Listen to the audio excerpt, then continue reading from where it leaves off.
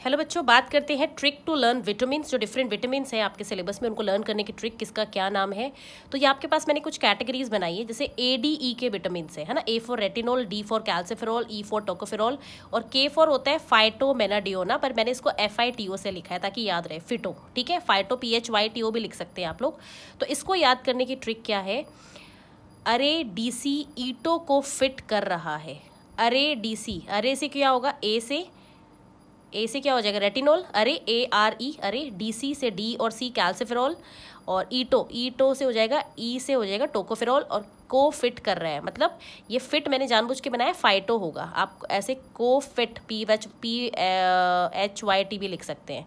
तो अरे DC ईटो को फिट कर रहा है, तो अरे से होगा A से रेटिनॉल, D से कैल्सिफेरॉल, E से टोकोफेरॉल और K से होगा फाइटोमेनाडियोना। ठीक है, फिर है B1 एंड B2 विटामिन के लिए। तो B1 होता है थियामिन, थियामिना लिखा हुआ है, ये तो याद हो जाए इसलिए लिखा है, बाकी आप थियामिन भी बोल सकते हैं।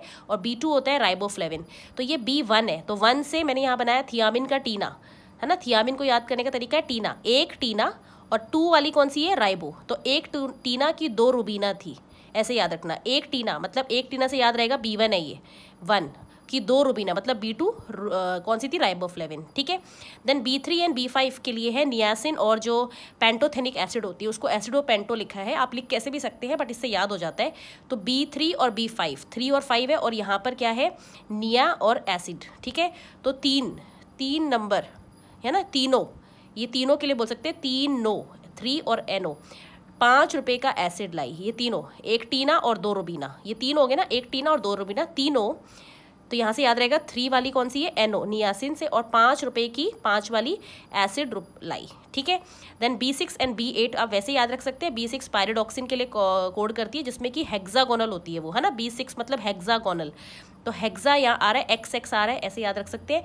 और B8 है बायोटीना, तो बायोटीना में आप ऐसे याद रख सकते हैं कि ऑक्टीना, ऑक्टागन, तो बायोटीना, ओटीना, ऐसे याद हो जाएगा। ठीक है, देन B9 एंड B12 जो कि आपकी फॉलिक एसिड है और साइनोकोबालामीन होती है, इसके लिए आप ट्रिक याद रख सकते हैं। 9 और 12, B9 और 12, 9 से 12 फुल कैन मिलता है। तो फुल से क्या हो गया, फॉलिक, है ना, और कैन से हो गया साइनोकोबालामीन। ठीक है, तो 9 से 12 फुल कैन मिलता है। और फिर लास्ट में विटामिन C जो कि होती है एस्कॉर्बिक एसिड, तो उसके लिए आप याद रख सकते हो C ट्रिक। C से क्या है, C ट्रिक एंड ऐश करो। ऐश मतलब एस्कॉर्बिक एसिड, ऐश कॉर्बो मतलब करो।